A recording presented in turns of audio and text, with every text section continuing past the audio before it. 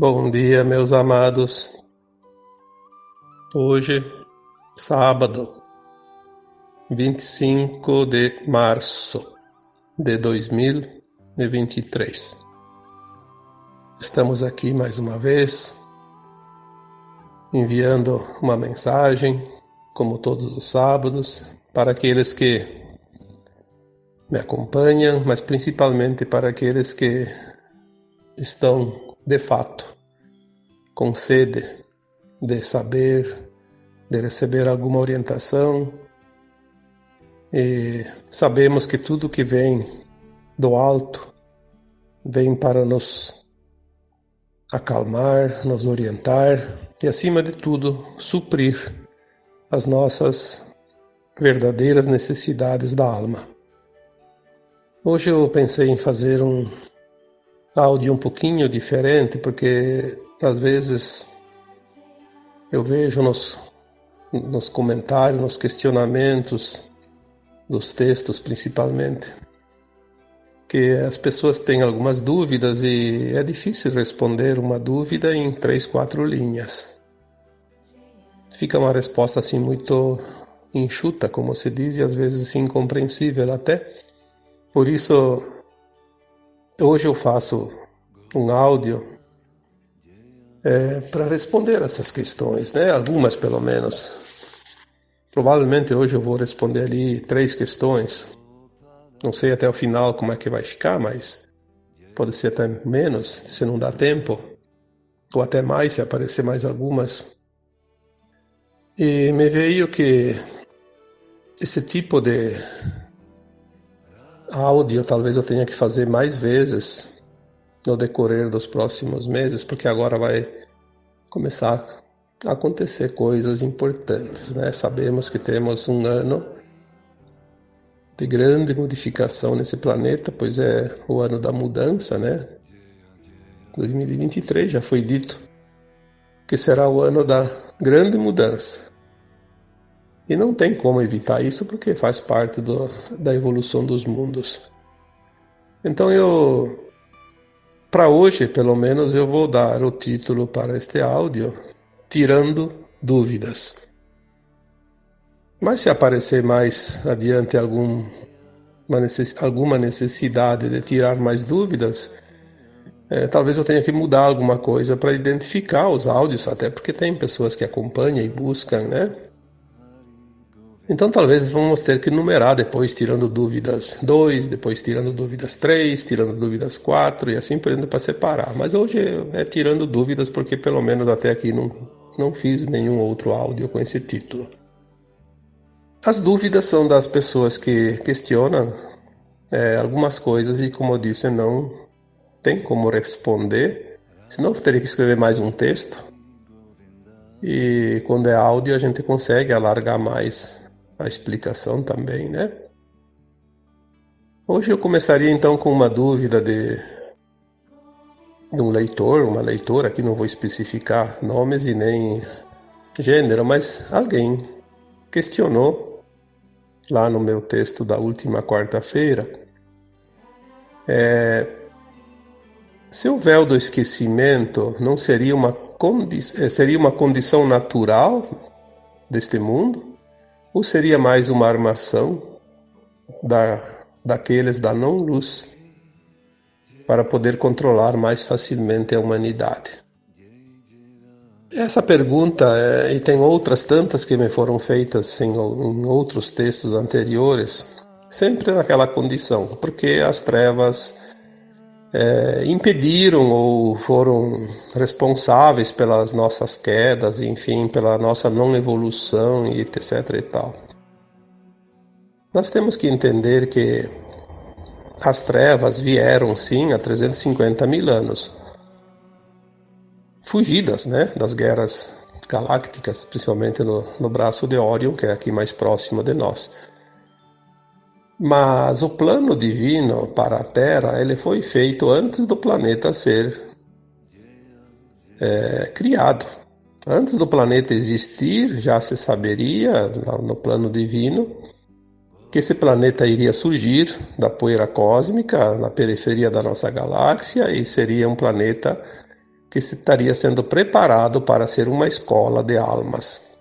Uma escola, como já foi dito tantas vezes, de dualidade, de polaridades, de provas e expiações, onde as almas que viriam aqui seriam submetidas ao véu do esquecimento, porque essa era a condição para o aprendizado. As trevas nunca conseguiram e nunca conseguirão, e isso não é possível em hipótese alguma, se impor a um plano da luz, porque é a luz que cria. As trevas apenas têm certas permissões. Por que certas permissões?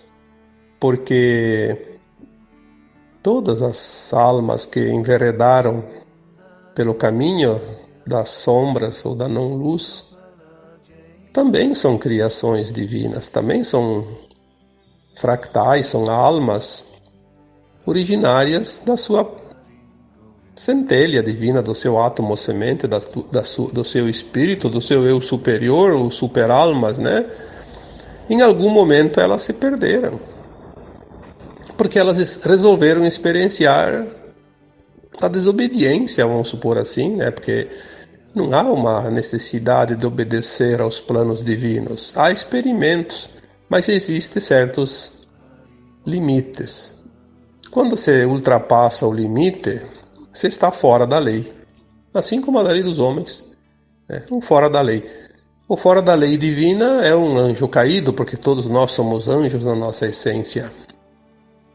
E o Criador, ou a consciência maior, que tudo é, o Deus Criador, como muitos conseguem compreender melhor, criou essas energias, a fonte, né, que tudo gera, que tudo produz, que tudo tem seguimento, e ele permite, obviamente dentro dos parâmetros dessas leis imutáveis, que são as leis naturais. As trevas, assim dizendo, que seriam essas almas invasoras, elas precisam voltar para casa. A humanidade da Terra era formada e é formada por almas muito amorosas. O planeta Terra abrigou essas almas, chamadas também de adâmicas, para essa experiência. E se foi permitido que as almas da não-luz aqui viessem, embora todo o trabalho e a dificuldade que elas colocaram, sim, trouxeram uma dificuldade maior para que as almas adâmicas aqui da Terra conseguissem a sua ascensão. Mas jamais elas têm o poder de impedir. Jamais elas têm o poder de modificar a essência do plano divino. É um obstáculo a mais. É como se tivesse lá uma partida de futebol num gramado espetacular, um tapete, como se diz, e de repente começa uma chuva torrencial. Obviamente que vai dificultar o desempenho dos jogadores em exercer as suas habilidades e fazer as suas jogadas, né? Mas não vai impedir que o melhor vença, que o esforço de cada um prevaleça. Então, como as trevas poderiam impedir que uma alma evoluísse aqui? Isso seria um atentado contra aquele que determina as regras do jogo, que é o próprio Criador. E nós, como almas aqui, fractais de almas aqui encarnados neste planeta, antes de aceitar essa experiência, nós já sabíamos as regras do jogo. Sabíamos que teríamos o véu do esquecimento. Não tem como alguém chegar depois e dizer, mudou a regra. Isso não existe. Nós aceitamos a vinda para este planeta, sabendo todos os detalhes, inclusive, é bem provável, porque a consciência muito elevada sabe também do futuro distante. É bem provável que estava previsto que um dia a Terra seria invadida pelas sombras, pelas almas da não-luz, e queriam dificultar ainda um pouco mais a caminhada e a volta para a casa dessas almas, né? E que também saberiam, nesse caso, que, olha, vai chegar lá num tempo final, lá nos últimos 350 mil anos antes da transição planetária, a Terra vai ser invadida por seres da não-luz, vão atrapalhar bastante, mas vocês estão lá com almas caridosas, bondosas, amorosas, amáveis. Através das suas atitudes amorosas vão, quem sabe, amolecer aquelas almas endurecidas, porque as almas da não-luz são duras, são endurecidas. Como já foi dito aqui, elas têm muitas vezes um DNA de raças que não têm emoções, são frias, né? Porque elas se enveredaram por um caminho da não-luz ou do não-amor por muito tempo e se endureceram. E assim elas teriam a possibilidade de, através do amor dessas almas da Terra, se comover também e amolecer aquela capa dura ao redor da sua alma e assim se transformarem, como aconteceu. Não milhares, milhões de seres da não-luz já passaram para a luz em função desta amorosidade. Então, na verdade, eles não vieram aqui para impedir, porque eles não tinham essa permissão, mas vieram aqui para ter uma chance, mesmo que eles não soubessem, uma chance de evolução. A recuperação daquela consciência perdida. E não dá nem para pensar na hipótese de que eles são os responsáveis pelo véu do esquecimento. Isso eu já diria aqui como resposta impossível, sem chance nenhuma. O véu do esquecimento era uma característica já colocada no plano de almas, né, o plano dessa escola, o currículo dessa escola, antes dessa escola ser construída, antes do planeta existir. Segundo o que se lê na ciência, a Terra tem 4, 5 bilhões de anos, mas eu já recebi informações canalizadas dizendo que a Terra tem pelo menos 3 vezes mais idade, então vamos colocar lá 13, 15 bilhões de anos. É muito tempo, mas também não importa quantos bilhões. Pensa, bilhão é muito número, né? As trevas estão aqui há 350 mil anos. 350 é 1/3 de 1 milhão, e 1 milhão precisa mais 1000 para dar 1 bilhão, né? Então é tempo muito, muito longo que a gente não precisa analisar, porque senão começa a dar um nó na nossa consciência, né? Nós temos então as respostas, assim, de um modo geral, não diria exatas e nem tão certeiras, mas pelo menos para que as consciências humanas na condição de hoje, porque a nossa consciência está se alargando, começaram a compreender um pouco mais. Porque tudo está aumentando agora de frequência. A nossa consciência começa a receber informações que há pouco tempo, se viessem essas informações, ninguém teria condições de entender. Agora, é incrível como a nossa consciência se expande, se alarga rapidamente. Não precisamos aqui provar nada e dizer nada, você mesmo pode fazer uma avaliação.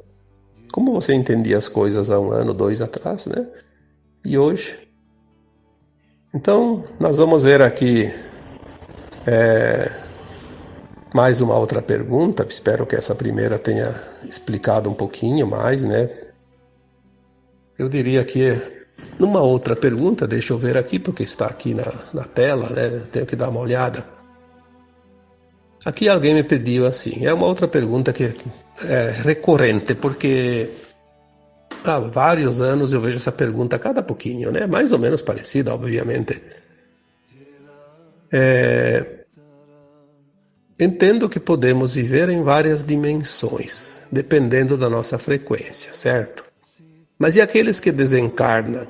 Como fica a frequência deles e em que dimensão estão? Bom, eu repito aqui aquilo que eu já disse muitas vezes. A dimensão não é um lugar. Dimensão é uma frequência. Isso é a base para o entendimento. Dá um pouco de confusão, porque sempre se aprendeu que até agora, antes, uns anos atrás, pelo menos até aí 2012, 2015, a maioria, pelo menos, né? Talvez algumas almas tivessem outro destino, mas a maioria das almas desencarnadas, ao desencarnar, né? O corpo vai para o cemitério, a alma vai para as colônias espirituais, né? A quarta dimensão. Na quarta dimensão, por quê? Porque as colônias espirituais estavam numa frequência de quarta. Mas por que quarta dimensão? Porque fora do corpo a consciência fica mais alargada. Podia ser dimensão quinta, sexta, sétima, isso não importa, né? Sendo mesmo nas colônias espirituais. Porque a dimensão ela não ocupa espaço. Aqui na Terra agora, só para dar um exemplo, muitos de nós encarnados, ainda no corpo físico, temos momentos, muitos momentos, muito mais do que possamos imaginar. Momentos que a nossa consciência vibra na quarta dimensão. Temos muitas almas encarnadas que conseguem frequências de faixas de quinta dimensão. Claro que não vai ficar sempre lá, porque está na carne e tem o mundo ao seu redor que puxa sempre para trás um pouco por causa do peso, né, da densidade da terceira dimensão, que ainda existe também aqui na Terra em algumas consciências. Mas tem almas encarnadas que já atingem faixas de sexta e sétima dimensão. Isso eu já escrevi agora, acho que em janeiro, por aí, não sei quando, foi agora há pouco tempo. Eu conheço pessoas, me relatam fatos, conseguem atingir, eu sei disso. Consegue atingir frequências de quinta, sexta e sétima. Não sei se não tem alguém que até com a oitava. De sétima eu tenho certeza. São momentos curtos. Se eu elevo a minha consciência, o que é elevar a minha consciência? Quando eu faço uma meditação, quando eu entro profundamente numa meditação elevada, eu estou me elevando, eu estou subindo. É a minha consciência que sobe, não sou eu. Então aqueles que desencarnam agora, eles, para onde que vão? Bom, então vamos separar as coisas. Se as colônias espirituais estão sendo esvaziadas, obviamente que eu acredito que se está sendo esvaziado, não dá para encher de novo, né? Senão não termina nunca. Eu acredito que não está indo mais almas para as colônias. E nem para os umbrais, porque as colônias eram parte da quarta dimensão. As colônias eram a quarta dimensão mais elevada, ou então os umbrais altos, como eles dizem. Porque os umbrais, eles são faixas de frequência. Umbral baixo, médio e alto. Dentro do baixo, do médio e do alto tem também frequências diferenciadas, porque é tudo, eu sempre digo, compare uma prateleira. Tem a prateleira lá, a primeira embaixo, e tem a última em cima, e tem um monte lá no meio, né? Existem muitos lugares. Quem entende um pouquinho, que conhece um pouco o kardecismo, os mundos, né, além da carne, aqueles que têm contato com espíritos, que têm um grau de mediunidade, sabem disso, né? Entendem, sabem, tanto que quando alguém recebe um espírito, seja pela incorporação, seja por outro canal mediúnico, aquele que tem um pouco de conhecimento, ele identifica aquela entidade pelo peso, como se diz, né? Pela densidade ou pela sua sutilidade. sabe se é um espírito da luz ou da sombra. Isso é natural. Porque o sentir não engana, como eu sempre digo, né? Então, aqueles que estão desencarnando agora, a pergunta é: mas e aqueles que desencarnam, como fica a frequência deles e em que dimensão estão? Bom, como fica a frequência? A frequência fica do jeito que estava. No momento do desencarne, aquela consciência, porque eu gosto de comparar, de chamar a alma de consciência, porque a consciência a alma é uma consciência. E essa consciência estava presente nesse corpo.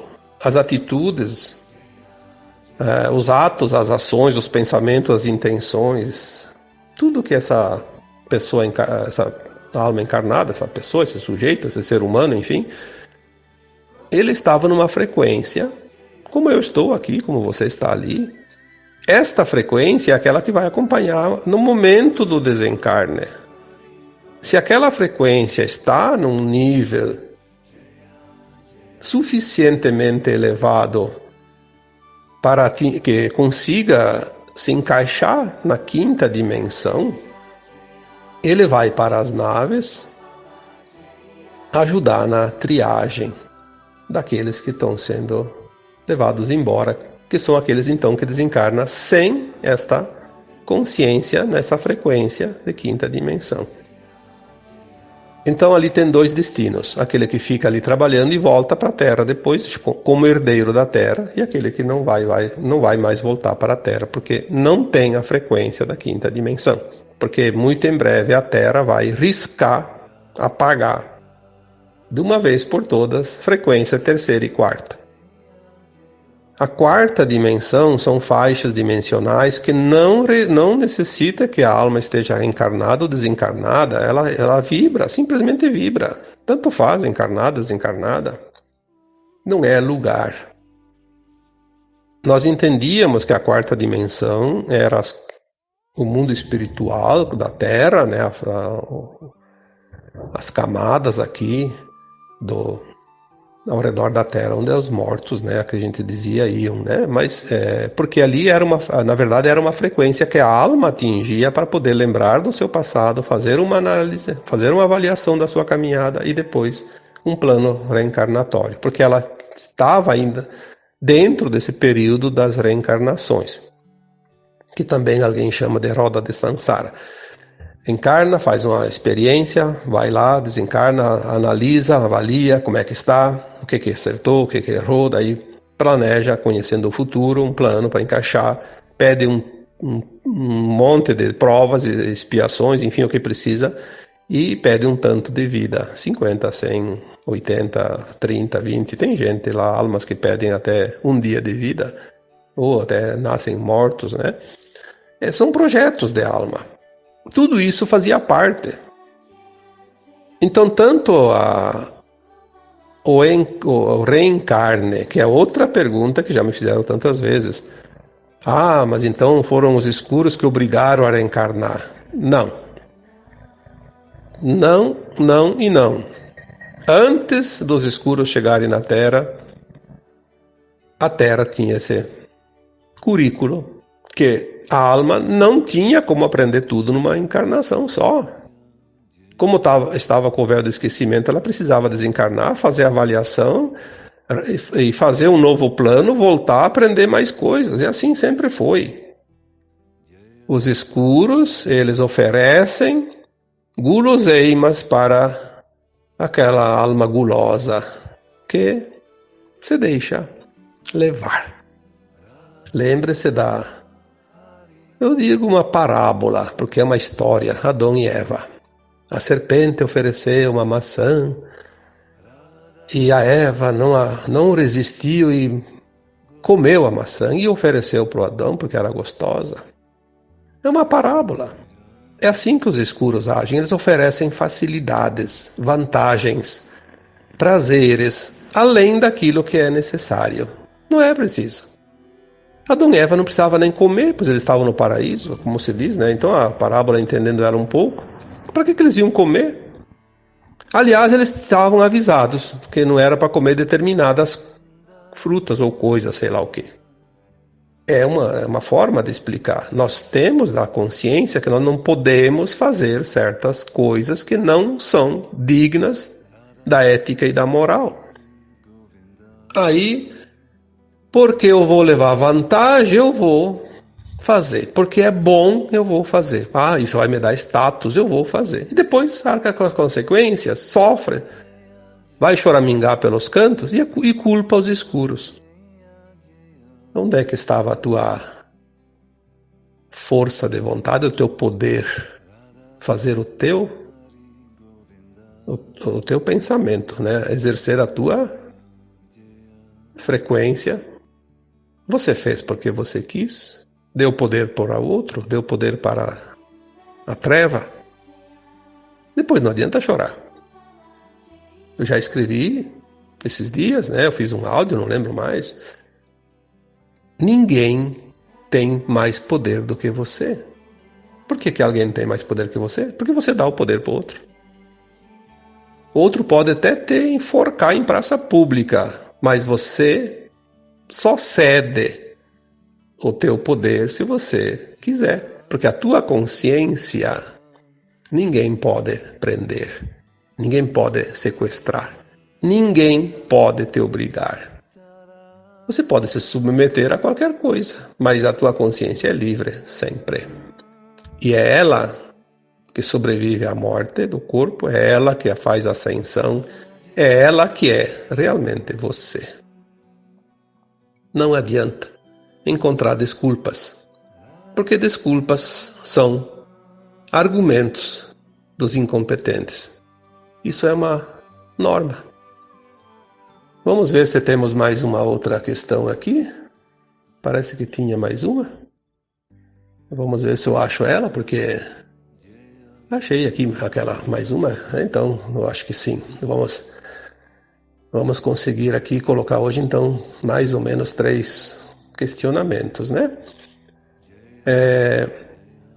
Uma pessoa diz assim: gostaria de tirar uma dúvida. É verdade que só quem está canalizando tirou o véu e está na vibração da quinta dimensão? Eu diria que isso é uma coisa que não precisaríamos nem perder tempo, né? Porque não é verdade isso. Por que só quem está canalizando estaria sem o véu e estaria na quinta dimensão? Então teria pouca gente. Até porque tem muita gente que se diz canalizador e, sinceramente, né? Não vamos aqui entrar no mérito da questão. Eu diria, você está canalizando desinformação, porque tem mais desinformação do que informação, isso a gente sabe. A gente sabe que aquela programação, falei isso no sábado passado, né? Aquele programinha chamado implante primário. Aquele programinha tá lá, tá ligado. Ninguém desligou, tá funcionando. E ele obedece comandos que foram colocados há muito tempo. Então canalizar ou não canalizar não significa nada. Canalizar, eu já fiz um dia um texto ou um áudio dizendo que para canalizar mensagens elevadas é preciso preparar o canal. O canal tem que estar limpo, sem interferências. É como uma emissora de rádio. Se não está bem sintonizada, está chiado, barulho. Está difícil de escutar a voz daquele locutor que fala naquela emissora, ou escutar aquela música, enfim, que está tocando naquela emissora, porque está mal sintonizado. Não está bem certo na frequência. Canalizar é uma frequência, sim, mas não necessariamente quem canaliza está na quinta dimensão ou então está livre do véu. Eu diria que o véu ainda não foi tirado de ninguém totalmente. Nós estamos retirando camadas, camada após camada. Aquele que se esforça e que busca realmente se libertar disso e faz por merecer entra em frequências mais elevadas, vai dissolvendo véus, porque os véus não vai vir alguém aqui tirar com a mão. Existem mecanismos. O primeiro é nós mesmos. Expandir a consciência. A consciência se expande, ela rompe os véus. É como rasgar uma cortina que está na janela. Puxou para os lados e abriu, né? Expandir a consciência para fora. A luz vai também retirar os véus. Então aquele que não consegue tirar, a luz vai tirar. Só que, para que tiraria seus véus daqueles que não vão para a nova terra, que vão continuar em mundos de terceira dimensão, de provas e expiações, submetidos ao véu? Para que eles iriam ver tudo agora e depois voltar para a escuridão? Seria como você mostrar um doce para uma criança e ela quer e você não dá mais para ela. Seria uma judiação, como se diz, né? O Criador não vai fazer isso. Essas almas que não vão ascensionar não vão ver nem o evento que vai acontecer. Porque não precisa. Elas vão sentir que algo aconteceu, mas voltam a dormir porque é tão bom dormir, né? Então a canalização, ela precisa que o canalizador eleve a sua consciência. Sem a consciência elevada, a mensagem é limitada. Como é que nós vamos canalizar uma informação que exige uma consciência maior para entender? Então, estar na quinta dimensão, nem que seja por uma meia hora, por um minuto, ou por um dia inteiro, não significa que tem que canalizar, nem que não tem que canalizar, é só uma consciência. Quando nós nos elevamos, quando é que nós nos elevamos? Quando a gente respira profundamente, quando a gente toma posse de si mesmo, quando você escuta a tua alma, o teu coração, quando você larga a mão de assistir notícias ruins, de escutar papos de coisas, de tragédias, de maledicência, de julgamentos, quando você vê os problemas, mas não se envolve com eles, porque cada um tem a sua lição.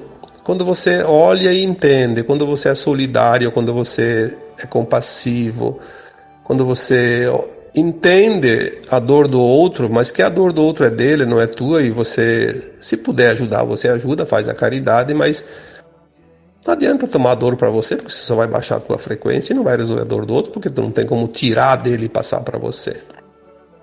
São escolhas. Então a frequência elevada canaliza mensagens elevadas. Consciências não elevadas, frequências baixas, trazem informações condizentes com aquela frequência. Informações que vai alimentar o ego e não a alma, né? E o véu também não depende de canalizar ou não. O véu ele está sendo retirado.